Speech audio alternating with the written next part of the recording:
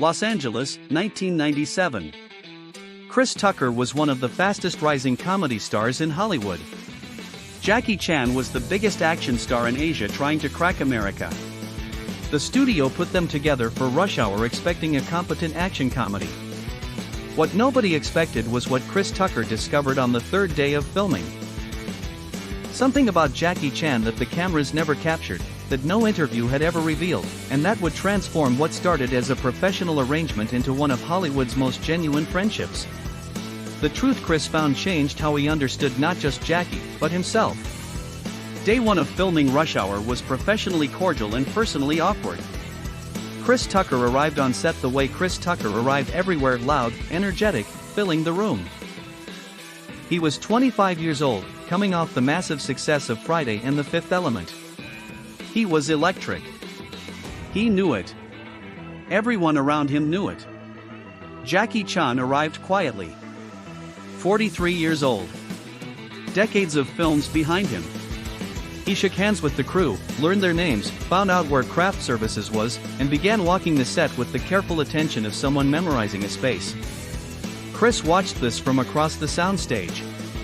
"Who's that?" he asked his assistant. "That's Jackie Chan. Your co-star." Chris looked again. "That's Jackie Chan? He looks like somebody's uncle." Their first scene together required them to argue in a police precinct. Jackie's character didn't trust Chris's character. Chris's character didn't respect Jackie's character. The tension was scripted. What wasn't scripted was the actual awkwardness underneath it. Chris was a verbal comedian. His instinct was to improvise, to riff, to find the funny in the moment and run with it. He'd built his career on spontaneous energy. Jackie's approach to comedy was completely different. Every comic beat was physical and precisely timed. He didn't improvise. He choreographed. Even the funny moments were engineered, tested, refined until they worked with mechanical precision. Two completely incompatible comedy philosophies trying to share a frame. The director, Brett Ratner, watched the first take with the expression of a man calculating how expensive reshoots would be. Cut. Let's try it again. Jackie, maybe a little more reaction when Chris. I'll try, Jackie said. Chris, maybe let Jackie finish the. I hear you, Chris said, already moving, already thinking about the next take. Second take. Third. Fourth. By the fifth take, Chris pulled Brett aside. He's not listening to me. I'm giving him stuff to work with and he's just doing his thing. Brett looked at the monitor. Actually, his thing is working. But you two aren't connecting. Because he won't go with the flow. Or, Brett said carefully, because you two haven't found your flow yet. Give it time. But time wasn't what changed things. What changed things happened on day 3 of filming. Not during a scene. Not during rehearsal. In between. In the moments between takes that nobody plans for and nobody films.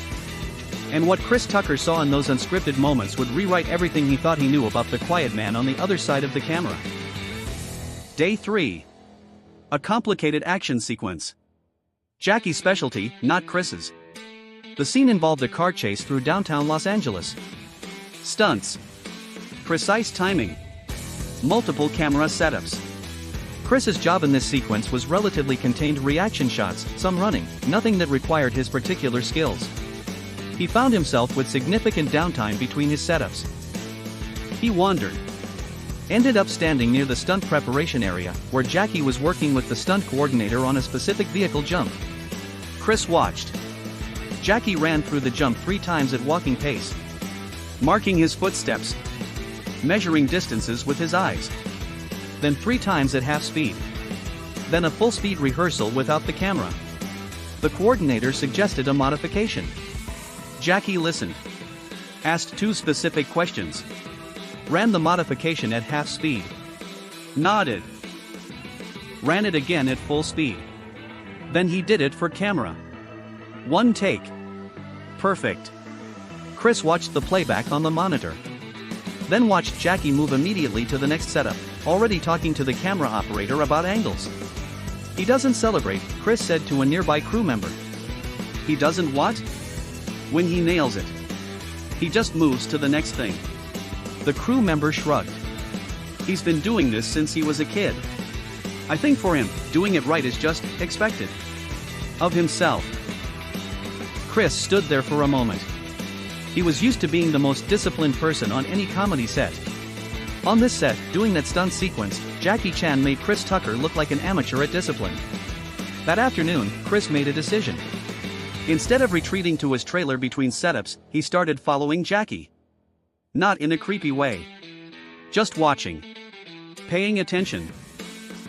He watched Jackie spend 20 minutes with a background actor who was nervous, walking him through his blocking until the man was comfortable.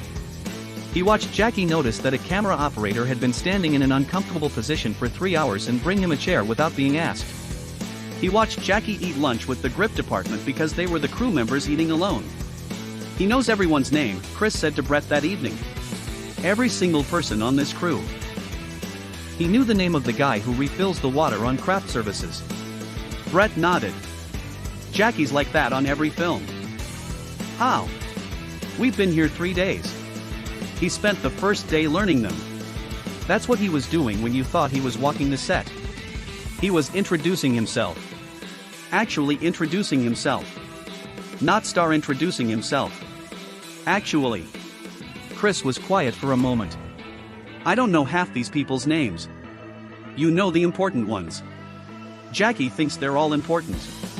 Chris looked at the monitor showing the day's footage. That's not PR. That's not. That's actually how he sees it. But what Chris Tucker discovered on the evening of day 3 was different from anything he'd observed during the day. Because Jackie Chan did something that nobody on the crew had expected, that wasn't in any schedule, that had nothing to do with the film. And it revealed a side of Jackie Chan that explained everything Chris had been watching all day. Day 3 wrapped at 7 p.m. Long day. Everyone was tired. Chris was heading to his car when he noticed a light on in one of the rehearsal spaces. He looked through the window. Jackie was inside. Alone. Practicing. Not the film's stunts. Something else. He was working through what looked like basic martial arts forms. Slow. Meditative. Moving through sequences with the kind of focus that made the room feel quieter than it was. Chris stood at the window for 10 minutes. Watching. Jackie never looked up. Never seemed aware of being observed. He moved through the forms with the same attention he gave everything else. Total presence. When Jackie finished, he sat cross-legged on the floor. Closed his eyes. Completely still. Chris, who was not a man known for stillness, watched for another 5 minutes. Then he knocked on the rehearsal room door. Jackie opened his eyes. Looked at Chris through the window without surprise. "Come in," he said. Chris came in. Looked around the empty room. "What are you doing?" "Training. We wrapped 2 hours ago. The film wrapped. I haven't finished my day yet." Chris sat down on the floor across from Jackie. Something about the room made sitting on chairs seem wrong. "How long have you been doing this?" "The daily training. Since I was 6. Every day?" "Every day. Even on days you film?" "Especially on days I film. Filming is performance. Training is maintenance. You don't skip maintenance because you perform." Chris looked at his own hands. He was 25. He'd been successful young, fast, on natural talent and an instinct for comedy that was genuine and rare. "Can I ask you something?" Chris said. "Yes." "When did you know that you were good? Like, really good?" Jackie considered the question seriously. "I'm still finding out." Chris laughed. Then realized Jackie wasn't joking. "You're serious." "I'm 43. I've been training for 37 years. Every day I find something I don't do well enough. Something to improve. If I ever feel like I know how good I am, it means I've stopped looking for what I'm missing." Chris was quiet. He'd never heard anyone talk about their craft this way. Not in Hollywood. Not anywhere. "Everyone I know is trying to protect what they've got," Chris said. "Their position. Their reputation. Their brand." He gestured vaguely at the world outside the rehearsal room.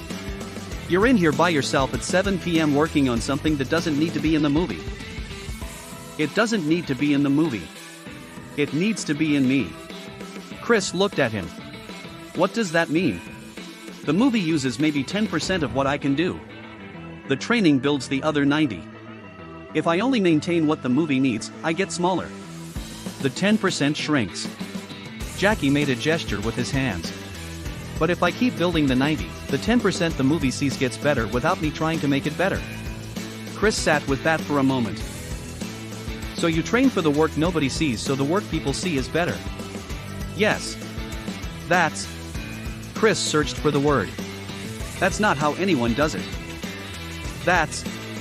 Chris searched for the word. That's not how anyone does it. It's how I do it.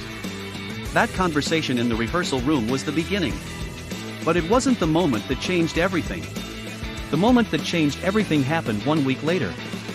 When Chris Tucker made a mistake in front of 300 extras, and what Jackie did in response was something Chris had never seen anyone do for him in his entire career. Week 2 of filming. A large crowd scene. 300 extras in a downtown LA location. High pressure. Complex logistics. Chris's scene required him to deliver a rapid-fire comedy monologue while navigating the crowd. It was exactly his wheelhouse. He could do this in his sleep. Except he couldn't, that day. He'd been up until 3 a.m. Personal issues that had nothing to do with the film but were living in his head anyway. He was tired in a way that coffee couldn't fix. First take. He lost the thread of the monologue halfway through. 300 extras watching. Crew watching. Brett watching. Cut. Let's go again. Second take. He started strong. Lost it again. Different place. Chris felt something he wasn't used to feeling on set. Self-consciousness. The awareness of everyone watching him fail in public. Third take. He stumbled on the first line. Cut. Chris stood in the middle of 300 extras and felt completely alone. Then Jackie appeared beside him. Not rushed over. Just appeared. One moment he wasn't there, the next he was standing at Chris's shoulder. Walk with me, Jackie said quietly. Chris walked. Away from the crowd. Toward the edge of the location. What's happening? Jackie asked. I'm off. I don't know. I just can't find it. Find what? The scene. The character. The funny. It's all in my head somewhere and I can't get to it. Jackie nodded. Tell me something that has nothing to do with this scene. Chris looked at him. What? Anything. What did you have for breakfast? I didn't eat breakfast. After that day, everything between Chris Tucker and Jackie Chan changed. The professional arrangement became something else. But it was a conversation 2 weeks later, one that had nothing to do with the film, that revealed the real depth of what their friendship had become. And what Jackie shared in that conversation was something he'd never told anyone on a film set before. 3 weeks into filming, they had a rare evening off. Brett had given the crew a night to recover from a particularly brutal week. Jackie and Chris ended up at a quiet restaurant. Not a celebrity spot. A small Chinese place in the San Gabriel Valley that Jackie had found by asking the craft services team where they liked to eat. They talked about the film. About comedy theory, the precise timing Jackie used versus Chris's instinctive improvisation. About the difference between American and Hong Kong film culture. Then, somewhere in the third hour, the conversation shifted. Can I ask you something personal? Chris said. Yes. Are you lonely? In America? Jackie looked at his tea. Why do you ask? Because I watch you. You know everyone on the crew. You talk to everyone. But I notice at the end of the day, you go back to the hotel. Alone. No calls that I can see. No people coming by. Jackie was quiet for a moment. My family is in Hong Kong. My work is here. That's two lives that don't overlap much. Does that bother you? Yes. Simple. Direct. No performance around it. Chris nodded. I didn't expect you to say yes. You asked honestly. I answered honestly. most people in your position would say something like, "I'm used to it," or "the work keeps me busy." Those things are also true. But they're not the answer to your question. Jackie looked up. Your question was, does it bother me? Yes. It bothers me. I've been building a career for 20 years that required me to be away from the people I love for most of it. That's a real cost. I don't pretend it isn't. Chris leaned back. You know what people see when they see Jackie Chan? What? Invincible. Happy. Everything's a joke, everything's fine, nothing hurts. That's the image. I know the image. But it's not real. No image is real. Images are what you show. Real is what you talk about in restaurants at 11 p.m. Chris looked at this man across the table. 43 years old. More successful than almost anyone in film history in his part of the world. Sitting in a quiet restaurant in the San Gabriel Valley, drinking tea, telling the truth about being lonely. Why are you telling me this? Chris asked. Jackie considered. Because you asked. And because. He paused. In 30 years of filmmaking, very few people have asked me how I actually am. They ask how the stunt was. How I train. How I recovered from injuries. How I stay in shape. Nobody asks the real question. You did. That first day, you thought I looked like somebody's uncle. I could see it on your face. You weren't sure about me. Chris laughed. You could see that? Very clearly. But then you started watching. Really watching. And then you came and knocked on the rehearsal room door. And I thought, this person is actually curious. Not performing curiosity. Actually curious. You're saying my nosiness is a virtue. I'm saying genuine curiosity is rare. Most people want to be seen. You actually want to see. That's different. The friendship that developed over Rush Hour's production became one of Hollywood's most unlikely and most genuine partnerships. But the moment that cemented it, the moment that went beyond friendship into something both men would talk about for the rest of their careers, happened on the last day of filming. And it started with Chris Tucker doing something that made the entire crew go silent. Last day of principal photography. Wrap party energy. Everyone slightly giddy with the finish line in sight. The final scene was a relatively simple one. Jackie and Chris walking away from camera, conversation, end credits approaching. Brett called action. They walked. Talked. The scene was working. Then Chris stopped. Mid-scene. Unscripted. Brett was about to call cut. But Chris turned to Jackie. In front of the crew. Cameras still rolling. I need to say something, Chris said. In character? Out of character? Unclear. I came into this thinking I was doing you a favor. The big American comedy star helping the Hong Kong action guy cross over. I'm embarrassed about that.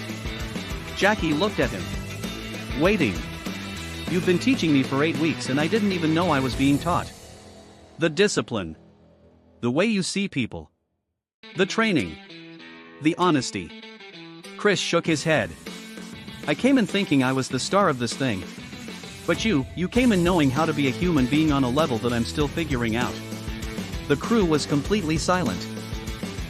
Jackie looked at Chris for a long moment. You know what I was thinking when you walked into that rehearsal room on day 3? What? I was thinking, this young man has something I don't have. He walks into a room and the room changes. Not because he tries to change it. Because that's just what he does. I've spent 40 years training discipline. That walk in the room thing, you can't train it. You either have it or you don't. Chris was quiet. You have things I'll never have. I have things you're learning. That's not one of us teaching the other. That's what partnership is. Brett, watching this on the monitor, made a decision. Keep rolling, he whispered to the camera operator. Cut, he called out loud. Then, immediately, let's get that one more time, in coverage. He wanted to preserve what had just happened from multiple angles. Not for the film. For the record.